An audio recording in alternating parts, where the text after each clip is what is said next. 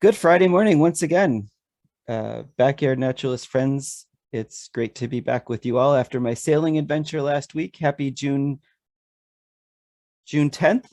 Happy summer.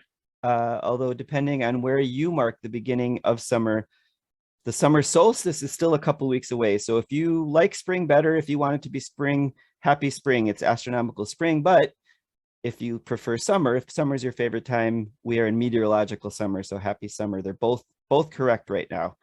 Um, 3 weeks ago, in episode 34 of the Backyard Naturalist, we centered on migration in Lost in Migration as part of the Brew City Birding Festival. And this week, we're going to wrap things up with part two. But the movie Lost in Translation didn't have a sequel. So for part two, episode 37 of season 3 of the Backyard Naturalist, we bring you 101 migrations. As always, a huge thank you to Backyard Naturalist subscribers and UEC members for supporting our mission to connect people in cities to nature and to each other. The next members only event is happening tomorrow, Saturday, June 11th, a free event called Eat Local All Year. So a few years ago, UEC members Barb Finch and Ann Steinberg took the Eat Local Challenge, you may have heard of. After finding they could eat locally grown and made foods for 2 weeks in September, they began to challenge themselves to eat locally all year long. So with the help of other friends of real food, they found it possible even in the middle of a Wisconsin winter. At this session, they'll share resources, tips, and some of their favorite recipes to help you enjoy local food in every season. So check that out tomorrow morning if you can. For more information on this event, check the UEC website, your monthly member e-newsletter, or contact membership manager Glenna Holstein.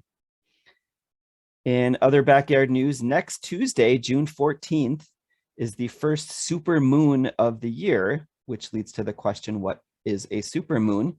And as we noted in the high moon episode of the Backyard Naturalist a few weeks back, the moon's orbit of the Earth is elliptical.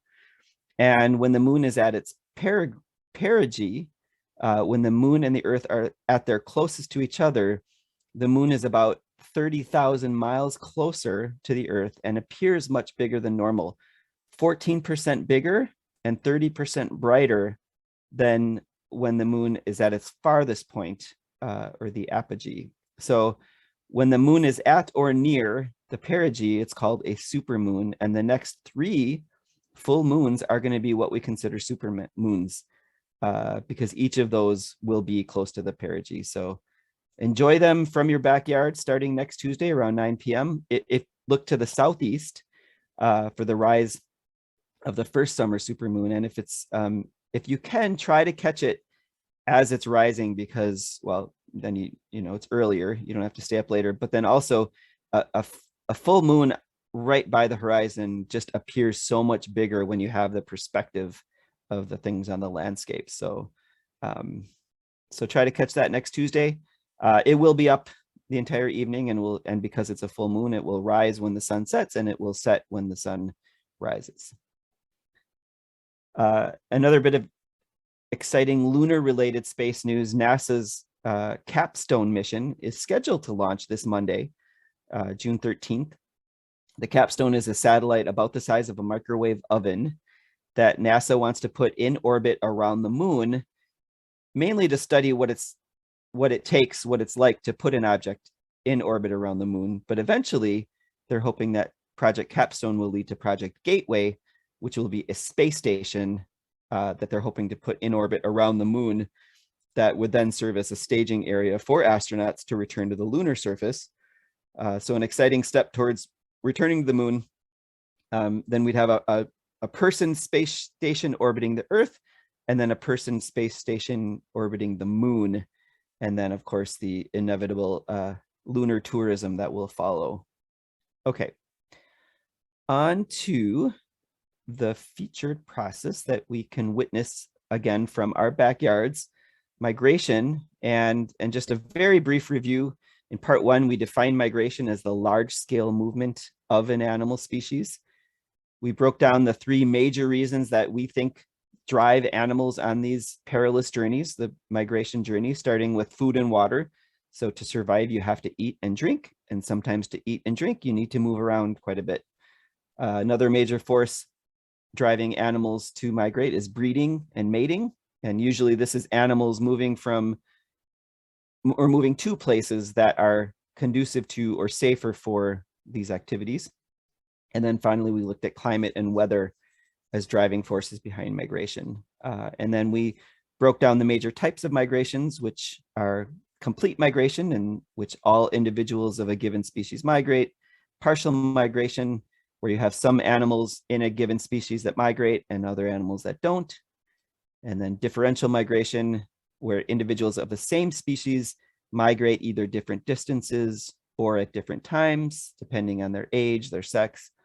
And then there's eruptive migration that's highly unpredictable, as animals are pretty much following unpredictable or sometimes cyclical unpredictable food sources.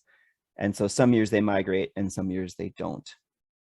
There's something called removal migration, which is more like emigration, where the habitat becomes unsuitable and they have to leave en masse without the goal of returning.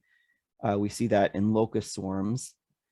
And then we also mentioned that migration isn't always north and south, east and west. Sometimes it's up and down the mountains. So again, to look at the reasons why we think animals migrate, or for more on this, you can go back to revisit that first episode. But today we're going to follow up with some other fundamental questions about migration, which is really the hows. Part one looked at the whys. Part two is going to look at the hows. How do animals know when to migrate? And then how do they find their way over sometimes vast distances? So the first fundamental question is how do animals know when to migrate? And for many species, migration is triggered by changes in the amount of daylight over the course of the year, which is known as the photoperiod. So we here in the north are approaching the longest day of the year. We'll get there in a couple weeks. And then, to the dismay of many that are listening right now, the amount of daylight after the summer solstice is going to start decreasing. So if you're a bird and you're on your breeding grounds, at some point, that decrease in daylight, your internal physiology is going to be like, all right, days are getting shorter. It's time for me to move south. And then 6 months later, in winter, when the days are getting longer, they prepare for the return journey north. And this explanation is supported by many years of experiments with captive animals that are put into enclosures where the researchers can artificially manipulate day and nighttime conditions and trick animals to prepare for migration even when it's not their normal time to migrate. So strong evidence that for many animals, photoperiod, or the amount of daylight relative to night, is a cue for migration.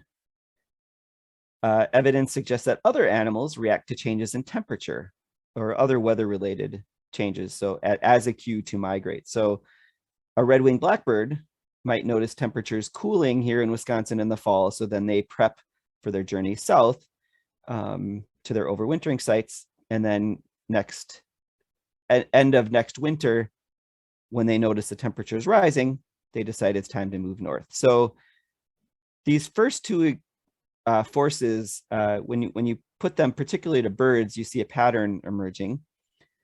So birds that migrate longer distances, they tend to rely on photoperiod. So that first process as their cue for migration. And primarily it's because they're taking these really long, arduous, expensive physiological journeys. And at the end of that journey, just like you're at the end of your long road trip and you want that hotel to be ready for you, it's the same. When they get to make that long journey and they get here, there's no turning back for them. So whatever they need to survive better be ready. So if you're eating nectar, that nectar better be ready. If you're eating insects, those insects better be there. So the long distance birds, they can't risk arriving too early, because again, it's not like they can just redo it or migrate back. They're in it to win it. And then by using photoperiod, that allows them to arrive consistently year to year about the same date. So if you put out hummingbird feeders, people that do this will often note that their hummingbirds return on the exact same day year after year, regardless of weather conditions, because they're using photoperiod. So birds like bobolinks and indigo buntings and blackpoll warblers and cuckoos, they start their migration almost with this kind of Swiss clockwork regularity or Swiss train station regularity, because the changes in daylight that cue their migrations are consistent year to year on the same date. They start their journeys on the same date, but then other factors could speed up or slow down their journey, so they might not arrive exactly on the same date year after year. But they're being pretty consistent. This is the bird way of playing it safe. So they don't have the luxury of taking advantage of warm springs to arrive early, but that risk is too high for the reward. So this is like putting your money into low risk bonds or savings accounts, kind of low risk, low rewards.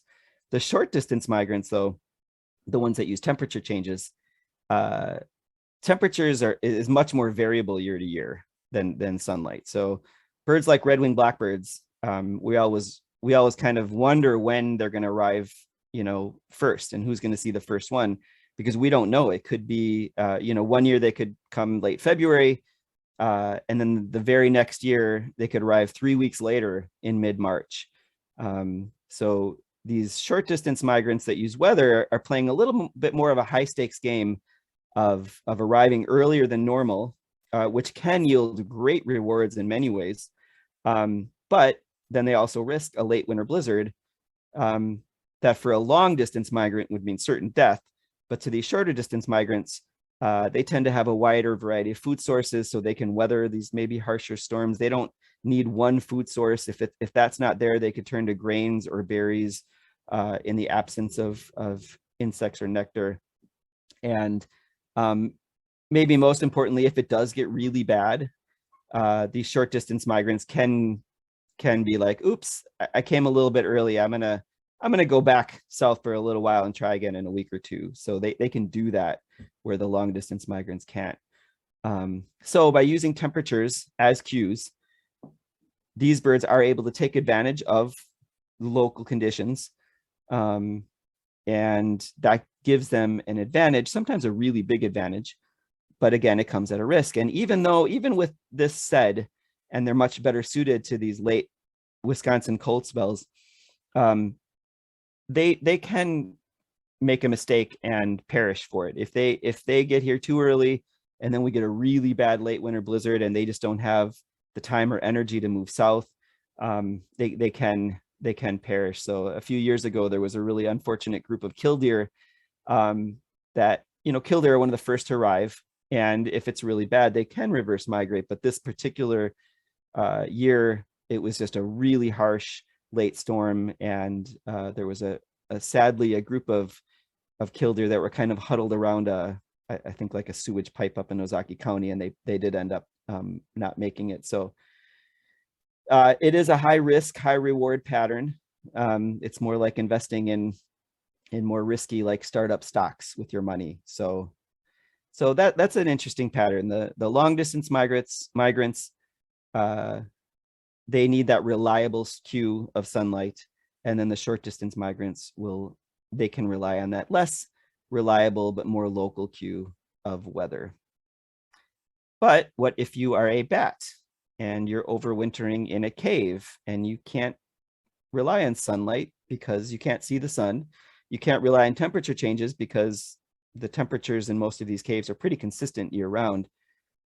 So what some animals will do is they'll rely on these internal cues to know when to migrate. In the case of the bats, it's often how much fat reserves do they have left in their body. So even in hibernation, they are burning fuel pretty slowly, but at a steady pace, kind of like sand through an hourglass or a candle burning wax.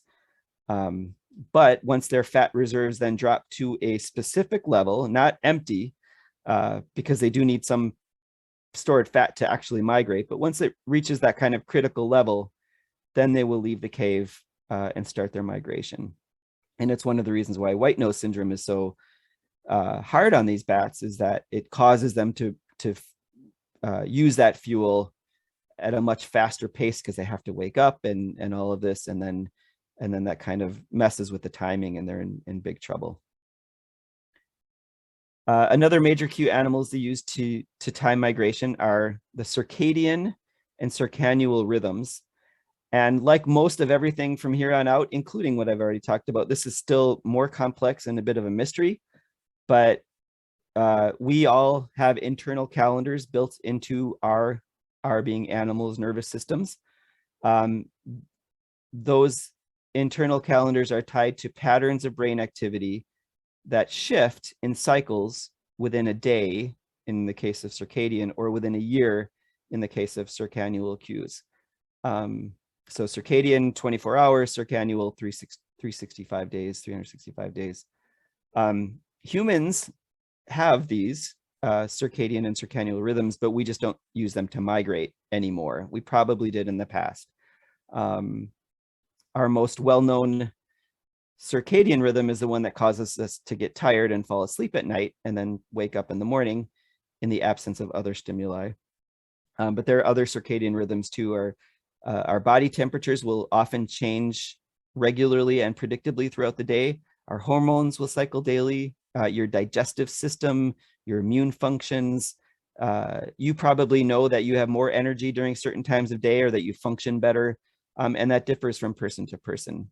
And humans also have circannual rhythms, but again, that's very individual, but it could be your mood, your weight, your ability to sleep, your hormones that might cycle throughout the year. It's a little harder to recognize them, but things like seasonal affective disorder is a circannual rhythm. If you own a pet snake, you'll notice that their appetites change throughout the year, and in the summer they eat more, in the winter they eat less. And so these are all circannual rhythms. And this is some migrating animals will use these internal clocks, circadian or circannual, as cues to migrate. But again, all of these are usually tied to each other. So for an individual species, they might use a combination of internal and external cues. But maybe even more mysterious and fascinating than the question of how do animals know when to migrate is the question of how do animals actually navigate and find their way in the open ocean or the open skies, spending 7 months of the year up in the skies. How do they actually navigate and find their way in the Arctic tundra without a map, without a GPS? A turtle that's been traveling their whole lives throughout the open oceans will return to that same beach. A hummingbird that crossed the Gulf of Mexico will return to that same yard.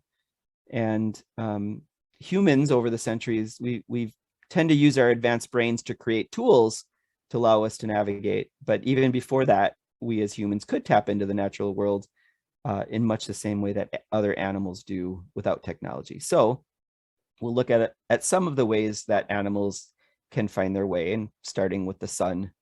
So this one seems pretty simple, because the sun rises in the east and sets in the west, except for in the summer when it rises in the northeast and sets in the northwest, or in the winter when it rises in the southeast and sets in the southwest. And it's always at a different point in the horizon every day. So what seems like maybe a simple method quickly becomes complicated. I know that at noon, no matter where I am in the northern part of the northern hemisphere, the sun will be in the south, so my shadow will point north, but I know that it's noon because I have a watch. And knowing the time of day is pretty important if you're using the sun for other wayfinding methods that humans have developed. Like there's some tricks. I know there's a trick you can do with your old-fashioned analog watch to use it as a compass and point. I forget how it works, the hour hand and the minute hand. You can tell your direction, but again, that requires you to need to know the time of the day. Or if you don't know that, you would pretty much need a day to track the sun's movement to help yourself orient. But animals don't have watches yet. animals from starlings to even ants, the backyard naturalist superstar, they have learned to use the sun to navigate. And the key with most of these tools is that there are redundancy systems built in. So it's very unlikely that an animal only uses the sun, but it could be the primary tool for navigation. So birds that navigate at night, they can't use the sun during migration, but they will take note of where the sun sets. And then they take a reading of that point in their mind to use that for the evening's migrations. And again, that evidence is supported by a lot of experiments with caged birds and artificial suns.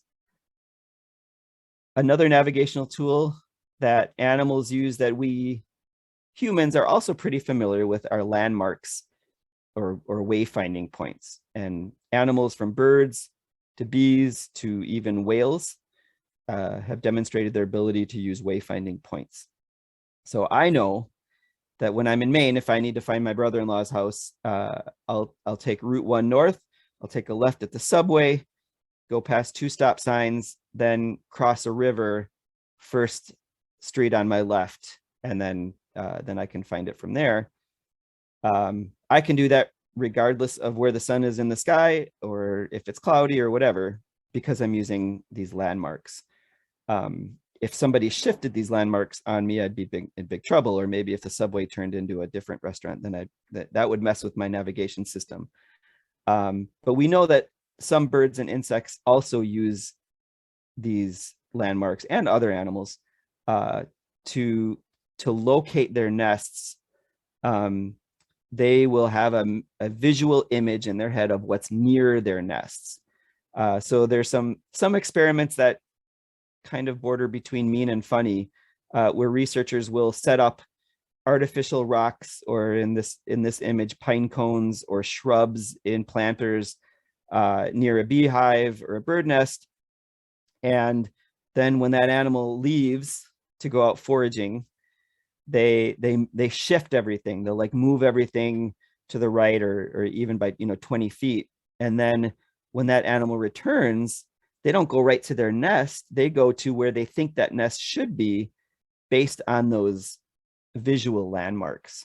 But they eventually will find it, because again, this is a redundant system, and if one system is failing, they can use other systems to help them find it. But at first, they'll use the simplest one and go to the wrong place. So that'd be like, again, if somebody moved the houses near your house somewhere else, and then you were using that to help you navigate. So these are the case of small scale landmarks. Sometimes the landmarks are bigger, like a mountain range or a sea. And for some whales, the landmark they need is about as big as you can get. It's the entire continent of North America. They just need to keep that large chunk of land on their left, and then they'll make it from the feeding grounds in Alaska to the breeding grounds in Central America. And then on the return trip, keep that land on your right side. So probably, again, used in combination with other navigational tools. Another one that humans are very familiar with, after the wayfinding tool of the sun sets, animals and humans use the stars and the moon. So experiments in planetariums have not only shown that some birds navigate by the stars, which makes sense since most birds migrate at night, but those experiments have shown us which individual stars or star clusters that birds are using to navigate, and they can turn them on or off in those planetaria, and then that's how they know which stars those individual birds are using. So the beautiful indigo bunting uses the star Betelgeuse, and in the Orion cluster, or in the Orion constellation. And some animals, particularly marine animals, will time their migration to lunar cycles, because the position of the tides is what's most important to them. Another important wayfinding system, although this is one that's slightly less precise, is weather patterns. So if it's a gray, overcast period and a bird hasn't been able to see the sun, the moon, or the stars, they will often rely on weather patterns as kind of these supplementary navigators. So this usually works because weather fronts typically come from the same direction.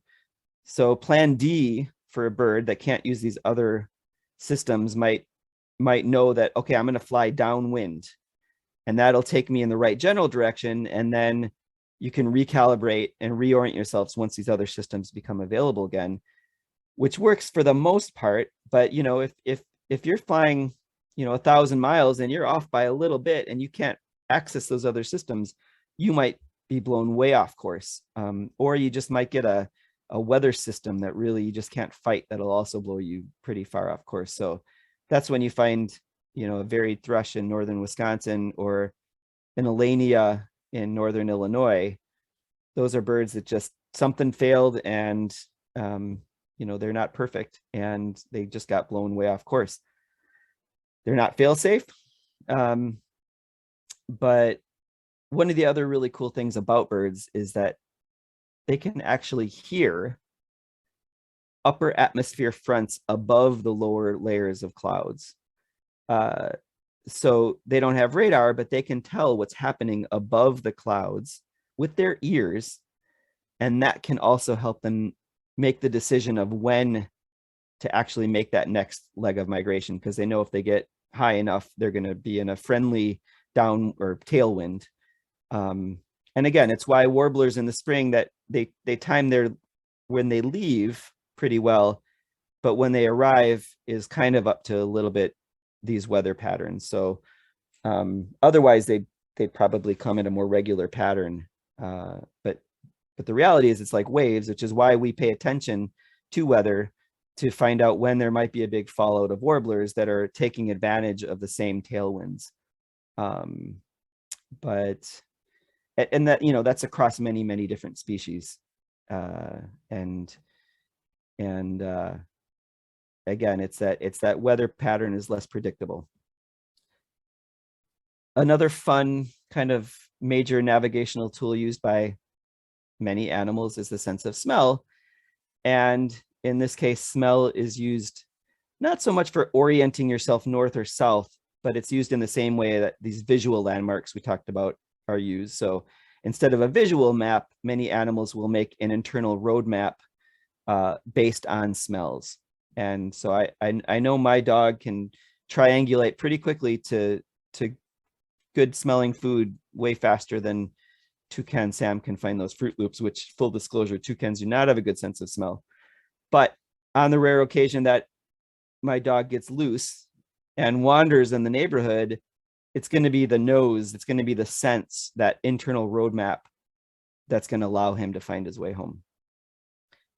Scents can help turtles that we've talked about have been swimming for years in the open ocean to return to that very same beach they were born on.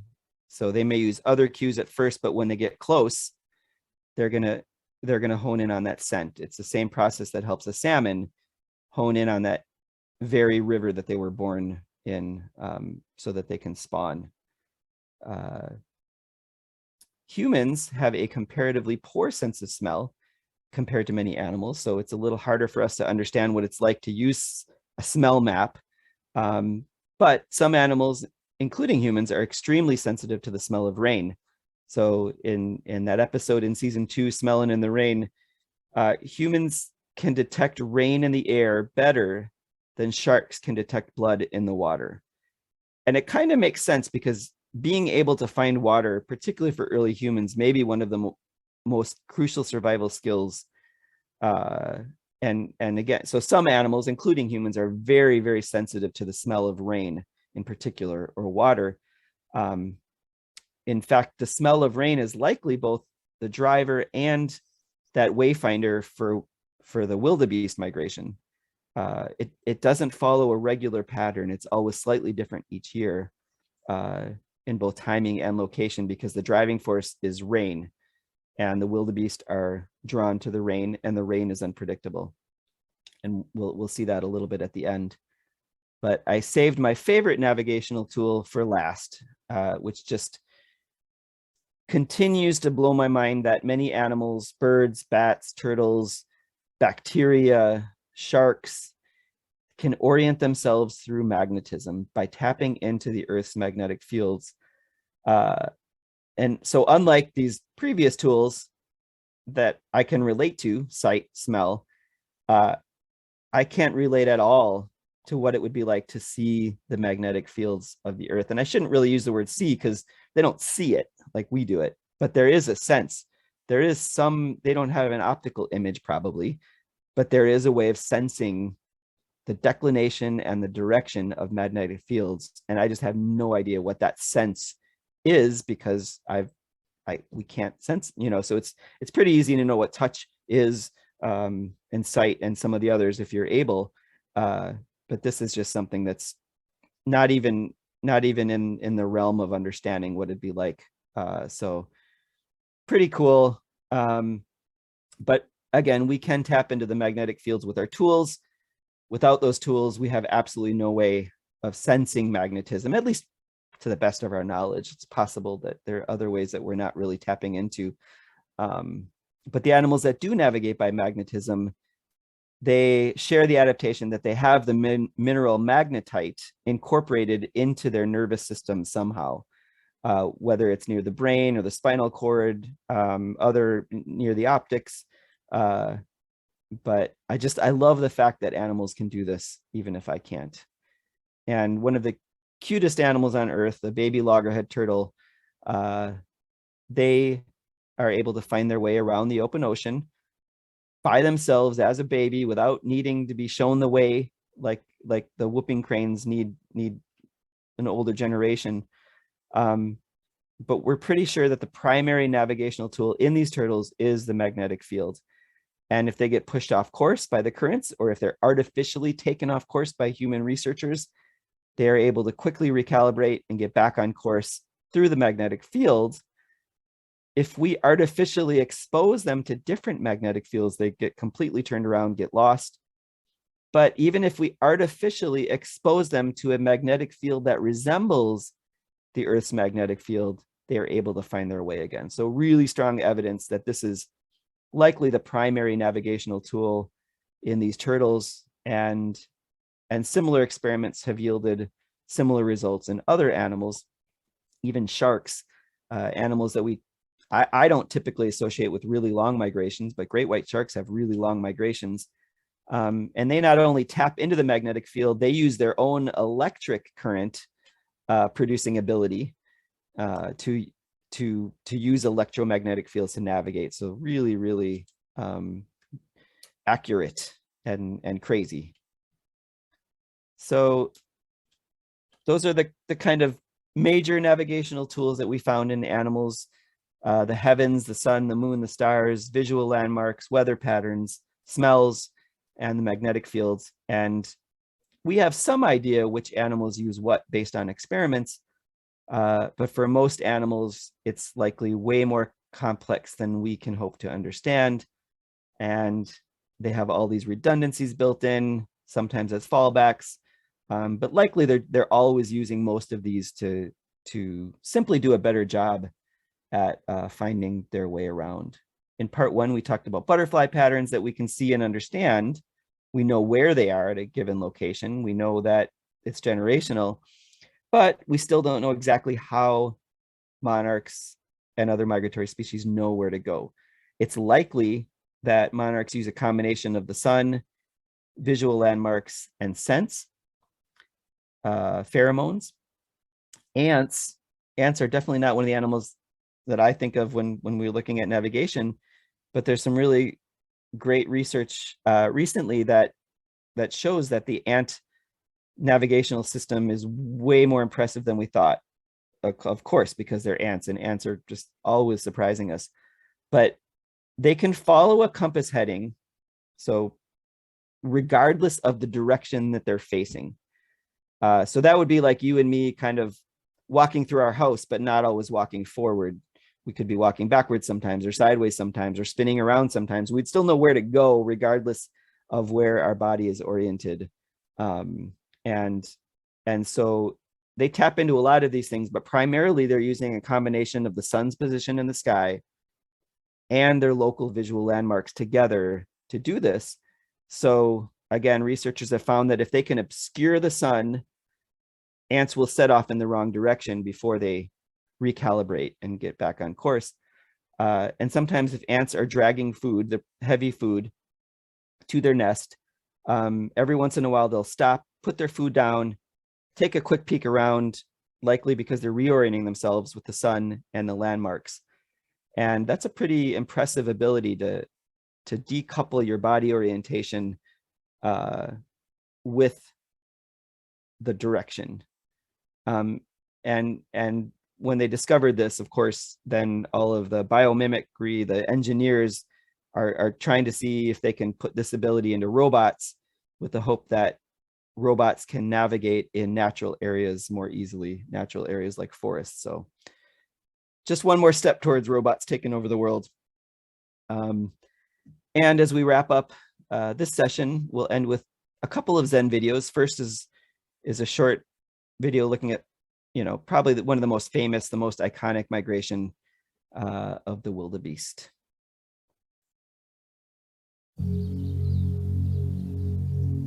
Each year, the Serengeti Plains in Tanzania play host to one of the greatest animal migrations on Earth. Some 2 million animals begin a round trip that will take them almost 2,000 miles. Fossil evidence suggests that modern wildebeest grazed these plains more than 1 million years ago. At the beginning of each year, the wildebeest congregate on the fringes of the Serengeti, all giving birth in the same month. Rapidly, their numbers swell. The calves can run as fast as their mothers within 2 days of being born. No one knows what triggers the migration. There is no discernible signal. It just takes one or two to sniff the air and decide the time is right to leave. The migrating animal's journey is a long and arduous one. Even without the attention of predators, around 200,000 of the weakest wildebeest and zebras will die from starvation, disease, or overexertion during the trek. Every day, fresh carcasses are left behind. The migrating animals rest at the swollen streams and regroup.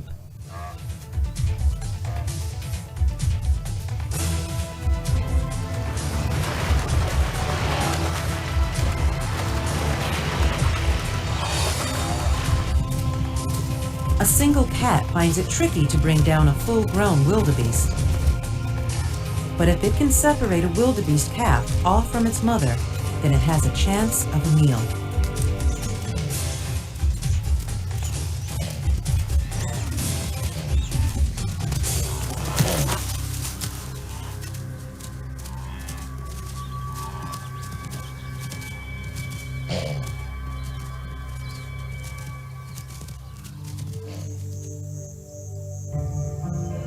In Kenya's Masai Mara, the migrating herds arrive.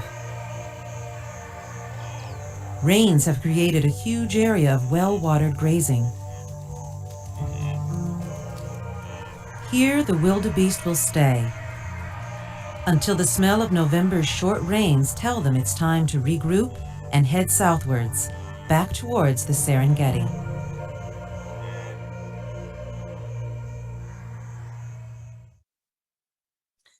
And another interesting thing that the wildebeest video shows is that something that I didn't really talk about the last couple of days is that there is a social element, often a social element to migration. So for some animals, again, it's just the time of the amount of sunlight makes it easy.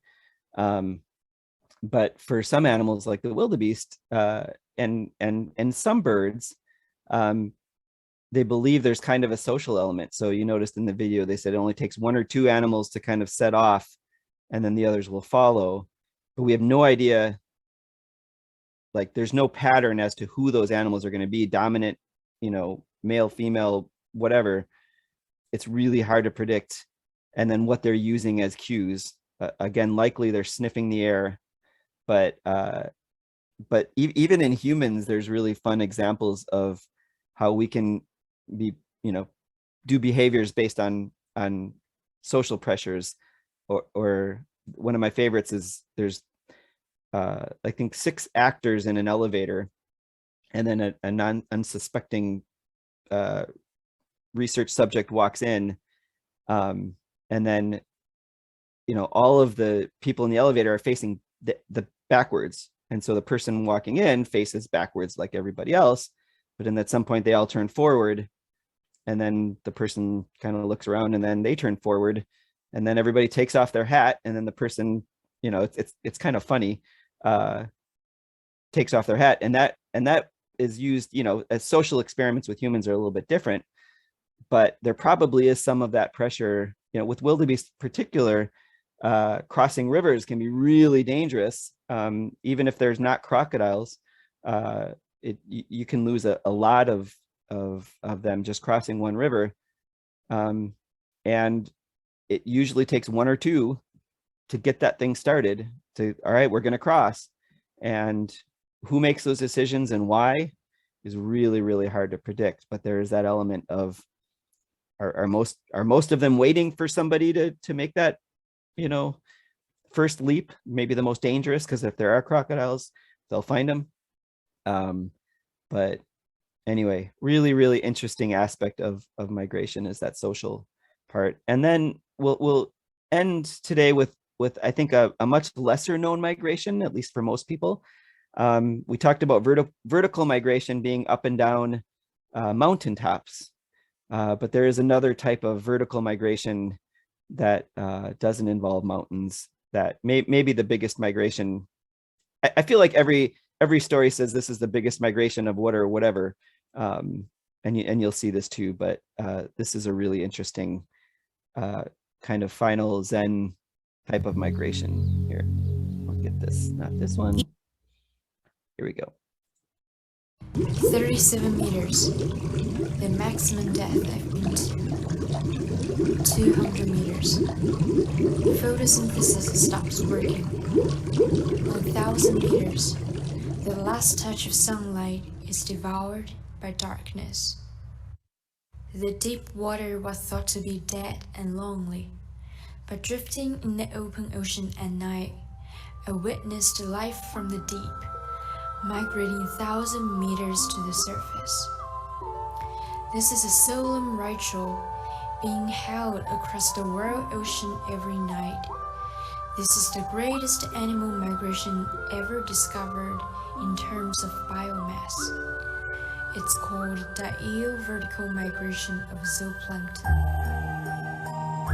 As the sun sets, billions of zooplankton rise up from deep water to shallow and return to the darkness before sunrise. They live in transparent water column, not depending on reefs or sandy bottoms. They are the freest and most minuscule elves.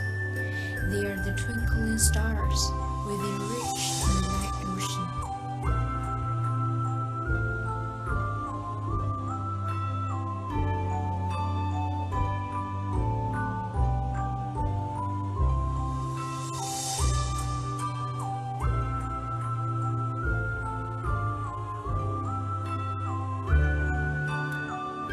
What exactly brings about the eel-vertical migration is still in debate.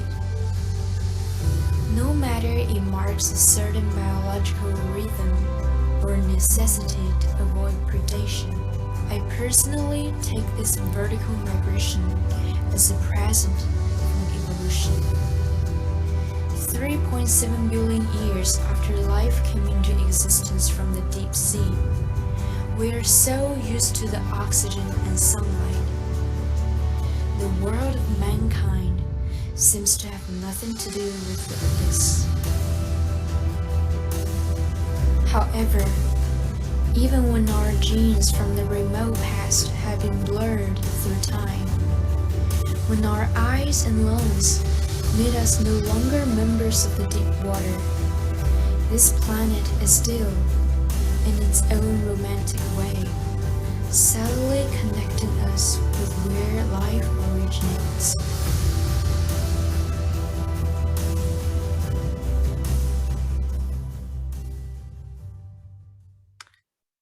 So thank you for joining me today with this look at migration.